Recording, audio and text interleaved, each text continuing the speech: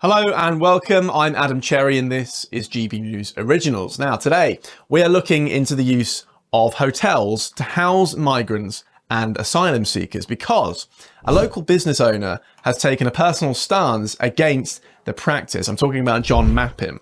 John Mappin is the owner of the Camelot Castle Hotel in Cornwall, and he revealed to GB News that he was actually offered a huge wad of cash to turn his hotel into migrant accommodation.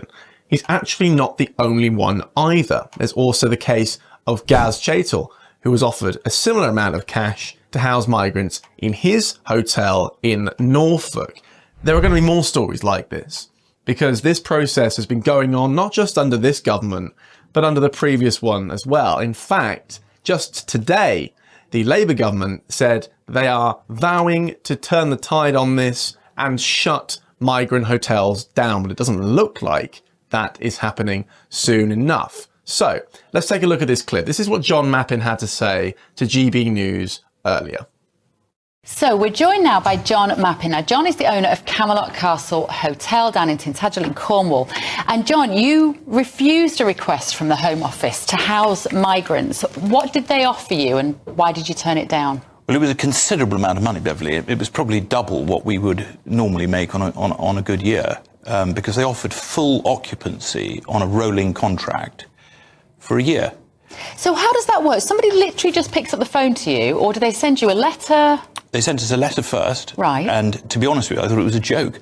And because of the amount of money they were offering? Well, I just couldn't believe that the government wanted to put, illegal migrants up in four-poster beds at Camelot Castle. I mean, it was absolutely remarkable. And I will confess, I have stayed in John's castle, in his hotel. It is beautiful. It is luxurious. Here we go. Of it. Here we are. That's the location. Yeah, I've had coffee in there. It's literally on the cliff edge, looking over the sea. It is so idyllic, John. And so what happened? So how pushy were they? Well, funnily enough, after I said no the first time, they came back a second time. So I wouldn't say they were pushy, but certainly they had I in the slightest showed any interest, they certainly, I'd have had the hotel filled. What would have been the reaction locally? I ask this particularly because you're not a Cornish man, and Cornwall's very proud of its Cornish heritage and Cornish roots. Well, it would have destroyed the village because one of the things they said is to lay off all the staff, and all but two, because they do meals on wheels. You clean the rooms once a week, and they had all sorts of other suggestions. And you're probably a big employer in the village. Well, a major employer in the village, and locally, and of course those jobs in a village like Tintagel, they wouldn't be replaced. No. So, but also they would have stacked the place up with about 300 people, and you then have those people wandering around the village. I don't know whether they intended to contain them or whether they would be allowed out and about. I know in other areas, certainly hotels in Newquay have had some serious problems because there were a few hotels that did take the migrants there. I certainly know of a hotel in Hove, and they're everywhere. They don't keep them in at all. No, well, they're free to come and go once they're there. And just looking at your area, John, having stayed there, there's the lovely little pasty shops and there's a couple of little pubs and the fish and chip shop. It is your archetypal Cornwall village. It's beautiful. And presumably people who stay at your hotel then spend their money in the village. Well, of course they do. They do spend their money there, and it would have destroyed the local economy. It's hard to say how many hundreds of thousands of pounds our guests spend in the village, but certainly a fair amount.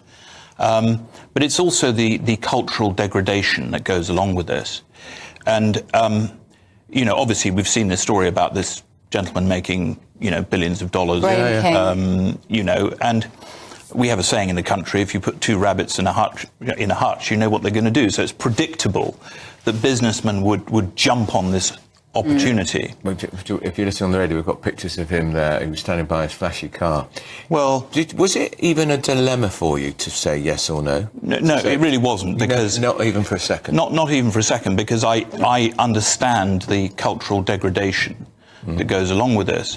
And I think what's most interesting about this story is not this gentleman that's made himself $1 billion. As I say, that's predictable. Yeah.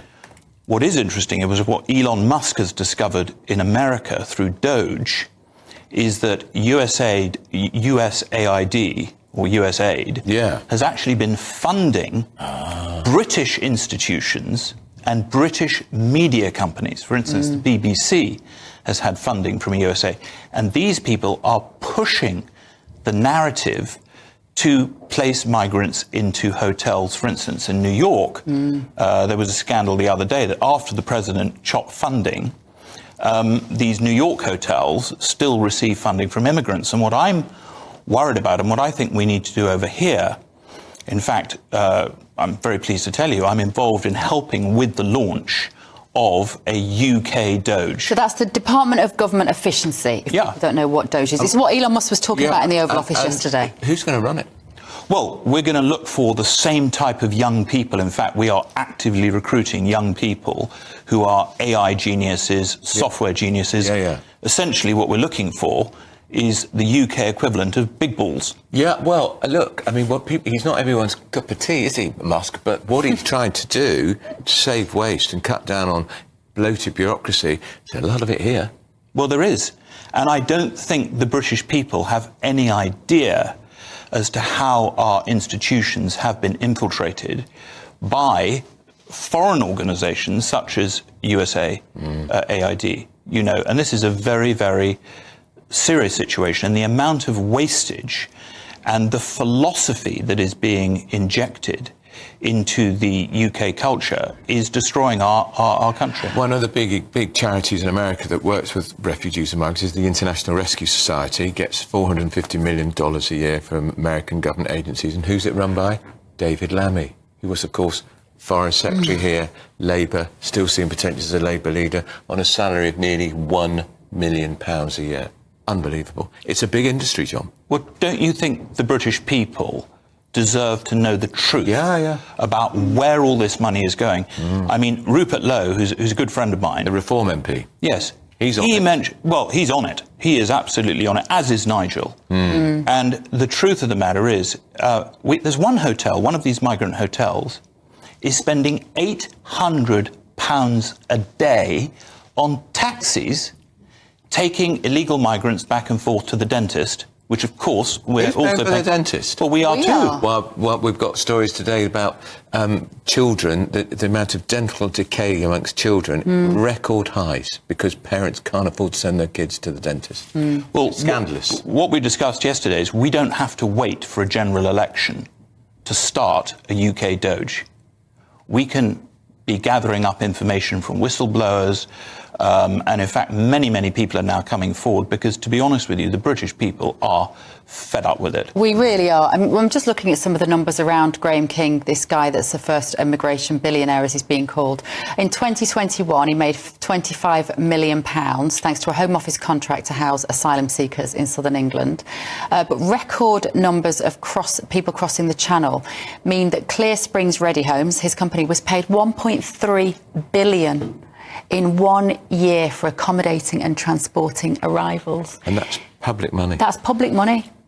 But also, we're getting ripped off, aren't we, though? But what we are being ripped off, but you can't blame Graham King. I mean, when I publicly turned down the offer from the government... He'll be paying lots of tax on his money. No, I won't say who, but I had several friends of mine call me up and said, "Oh, John, I've got a hotel. Could you give me the contact?" You know, but this is what I say. If you put rabbits in a hutch, you know what they're going to do. You can't blame businessmen for taking opportunity. What you have to look at is what are the qualities that cause them. How are you creating a situation? We blame the system that allows this to flourish, and we blame the fact they're still pouring across the Channel every week. Well, exactly. Smash the gangs, John. Remember that? Yeah, they were going to. And how many migrants have you got in Cornwall? Because they're not crossing the Channel down there, are they? Or are they now? I think in certain cases they are. Are they? I think they're coming in because, of course, in Cornwall we've got all these little beaches.